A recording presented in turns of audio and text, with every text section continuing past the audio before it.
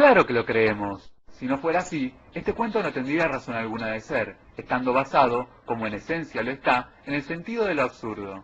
De nada sirve aquí hablar de los orígenes de la sabiduría popular, o de lo que de ellos intuimos, y nos sería de mucha ayuda tomar en consideración el totemismo, porque cualesquiera que sean las costumbres y creencias que sobre ranas y pozos se ocultan en esta historia, la figura de la rana se conservó y se conserva en los cuentos de hadas precisamente por resultar tan extraña y su matrimonio tan absurdo, más aún abominable. Aunque claro, es que en las versiones que nos conciernen, gaélicas, alemanas o inglesas, no se da en realidad el matrimonio entre una princesa y una rana, porque está en un príncipe encantado, y el quid de questo no está en considerar a las ranas como posibles cónyuges, sino en la necesidad de cumplir las promesas, hasta las que acarrean consecuencias penosas, cosa que, junto con otros mandamientos vigentes, es algo común a toda la tierra de fantasía. Esta es una de las notas de la música élfica, y no precisamente sombría. Nos queda, por fin, el último y más íntimo deseo, la gran evasión, escapar de la muerte. Los cuentos de hadas ofrecen numerosos ejemplos y variantes del que podría considerarse evasor nato, que yo llamaría espíritu fugitivo, como lo ofrecen otros estudios y otras narraciones, en especial la de inspiración científica.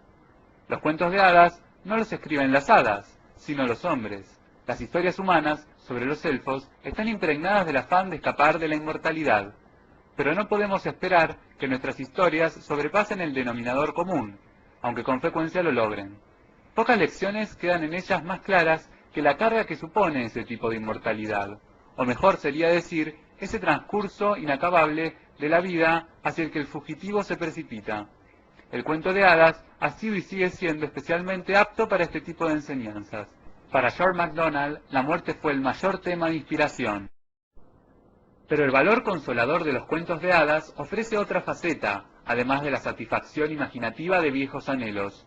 Mucho más importante es el consuelo del final feliz.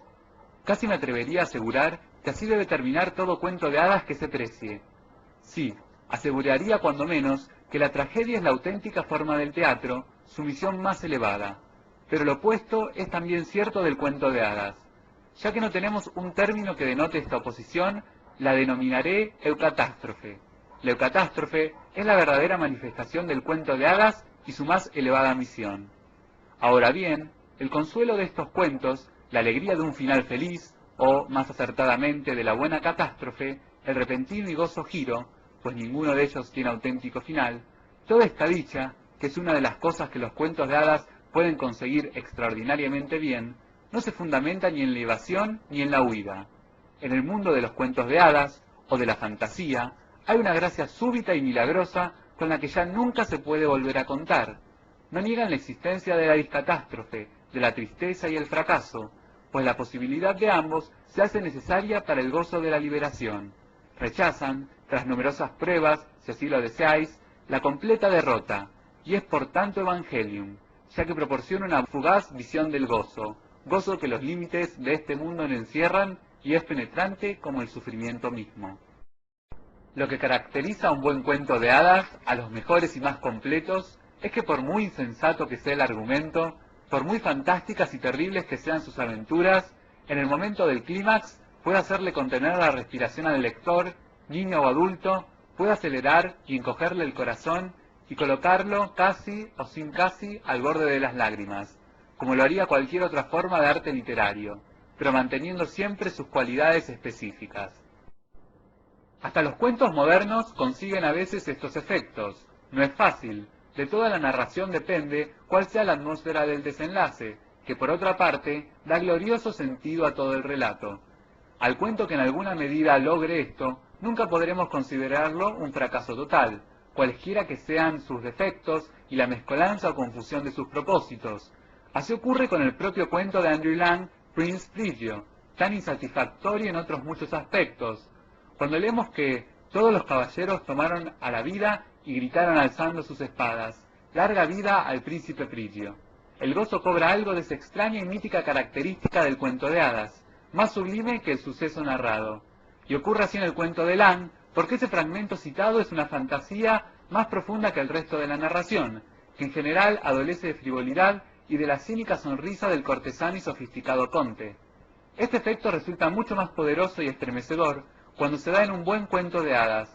Cuando en un relato así llega el repentino desenlace, nos atraviesa un atisbo de gozo, un anhelo del corazón, que por un momento escapa del marco, atraviesa realmente la misma tela de araña de la narración y permite la entrada de un rayo de luz. 7 largos años he servido por ti, y la helada colina he subido por ti, y la maldita ropa he lavado por ti. ¿Y tú no despertarás y vendrás a mí? Él la oyó y fue hacia ella. El toro negro de Norroway.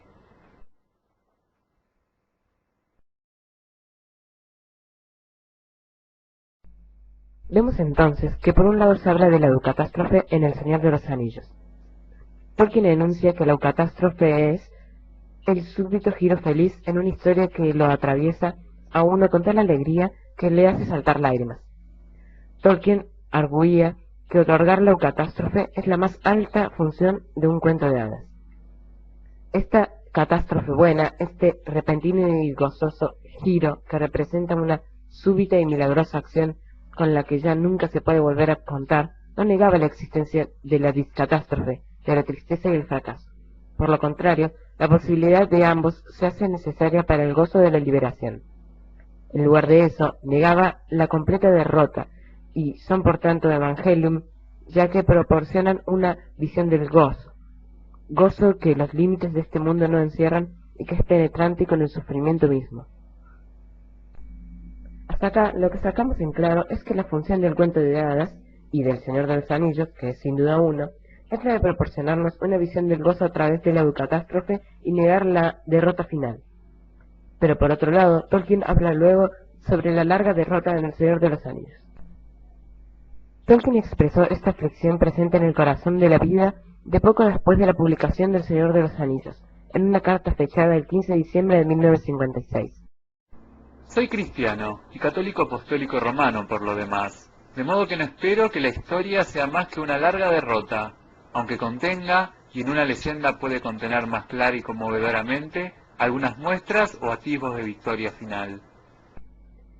Estos avistos están ciertamente presentes en El Señor de los Anillos, pero siempre mitigados por el dolor de la larga derrota, sobre todo en la sensación de exilio de Sam cuando forma parte de los Puertos Grises.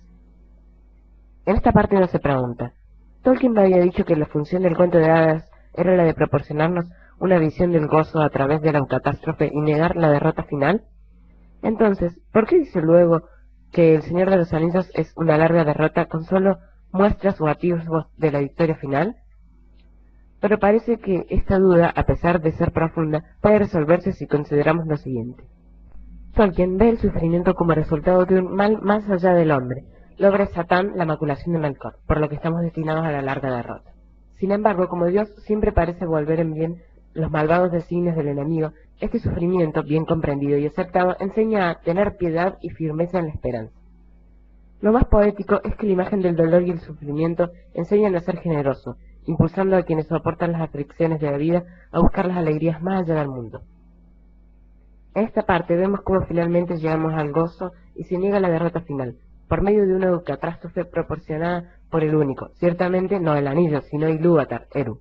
Entonces, finalmente, el Señor de los Anillos, ¿es una catástrofe o una larga derrota? Yo llego a esta conclusión. El Señor de los Anillos es una larga derrota y una catástrofe.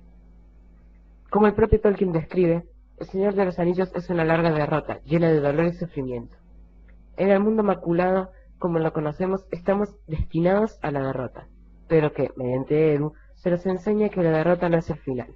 Es solo un estadio que debemos atravesar para poder buscar finalmente la victoria final, no en el tiempo sino en la eternidad, como el grano de trigo que debe morir para dar fruto.